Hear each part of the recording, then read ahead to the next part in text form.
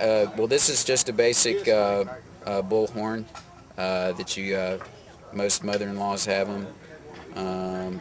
You just amputate it right off the mother-in-law, and then you use something like an X-Acto knife to carve on. And that holds your powder? Yeah, it's just a good durable material. It's naturally got a hollow cavity on the inside, so all you have to do is drill out the tip, and that way your powder stays dry and it stays safe. Of course, with wet powder, your gun can't shoot. So, and then something else that's almost as important as the powder horn is the powder mist. The sword of the Lord in Gideon was the battle cry used at the Battle of Kings Mountain by a lot of the men. Reverend Samuel Doak, before the men left Sycamore Shoals to go fight at Kings Mountain, gave a short sermon and gave a prayer for the men, and at the end of his prayer he said, may the sword of the Lord in Gideon protect you, or something like that. And so that was their battle cry. So I'm going to pour powder.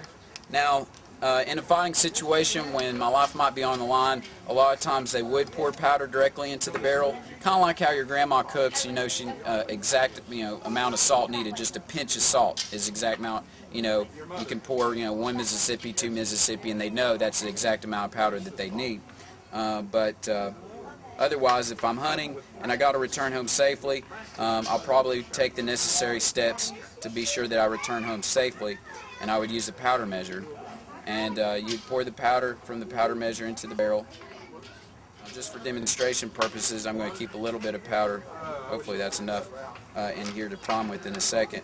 And then I would take out my ammunition that I'd keep here in this shot bag. And they just look like little lead marbles. Little lead marble. So after putting that bullet up against the patch, you'd cut that patch off with your knife and ram all that down with your ramrod.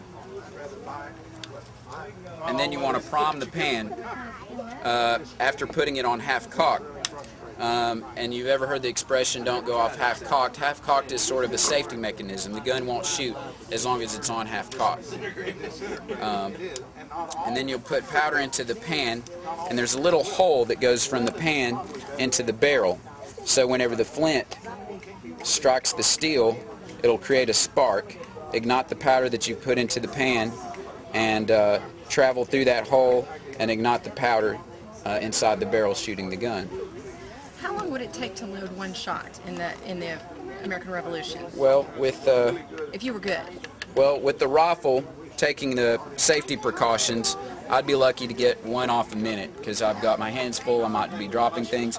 But now I do have the shot block, and the shot block has got the grease patched with the bullet already ready, so I can just put that up against the barrel and ram that straight down. So that will save me some time. And if I'm not worried about my safety, I can pour it straight down. But this gun, maybe if I'm skipping steps to be safe, I might get 2 shots off. So now I'm pretty much ready to go, and you'll notice that my rifle has 2 different triggers. This first trigger is what they call the set trigger, and that won't shoot the gun, but what that does is activates this first trigger so that it's extremely sensitive. You can almost just sneeze on it and it'll shoot. That way I can keep a good steady hand and help ensure my accuracy. So if you'd like to see it shot, I'll now put the gun on full cock. Full cock. He's getting ready to shoot. Fire in the hole. Fire in the hole. Fire in the hole.